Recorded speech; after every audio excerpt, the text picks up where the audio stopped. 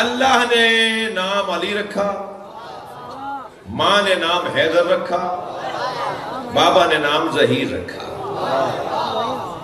جب مرحب سے مقابلہ ہوا تو سامنے جب آیا نا مرحب،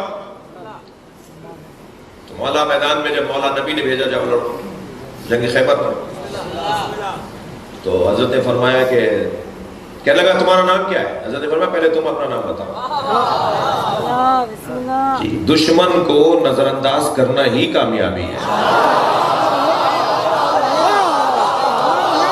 میں اگر اسکولوں میں آپ کا کوئی دشمن ہے نا، اس سے الجھے نہیں۔ اگر اداروں میں آپ کا کوئی دشمن ہے، اس سے مقابلہ نہیں کریں۔ علی والوں کو پیغام دے رہا ہوں، علی والوں کے اندر خوشبو بھی علی کی ہونی چاہیے۔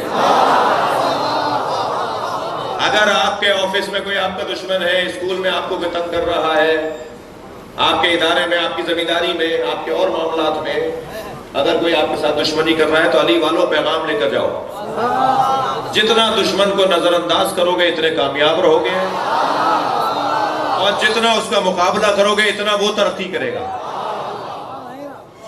نظر انداز کرو، جانتے ہی نہیں ہیں۔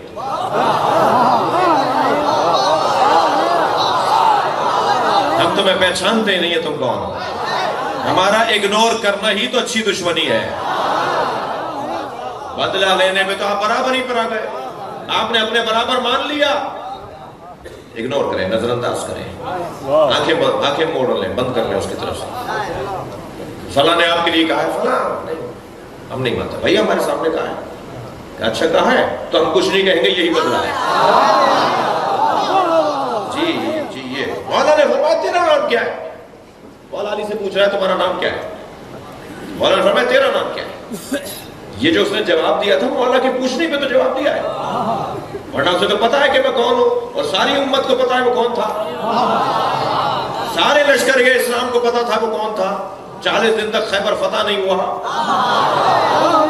اسی وجہ سے تو فتح نہیں ہوا کہ وہاں کا سردار بہت بڑا تھا، وہ کسی کو فتح یاب ہونے نہیں دے رہا تھا، تو سب جانتے تھے کہ کون ہے یہ مرحبا۔ تو مولا نے فرمایا تیرا نام کیا ہے؟ کہنے لگا انا الذی سمتنی امی مرحبا، میں وہ ہوں کہ جس کی ماں نے اس کا نام مرحب رکھا ہے۔ اب اخلاقیات کو بھی ہاتھ میں رکھنا ہوگا۔ تم نے پوچھ لیا کہ تم کون ہو، تو وہ بھی تو پوچھ رہا ہے تم کون ہو، تو فوراً فرمایا انا الذی سمتنی امی حیدرا، میں وہ ہوں جس کی ماں نے نام حیدر رکھا ہے۔ مل کا جواب،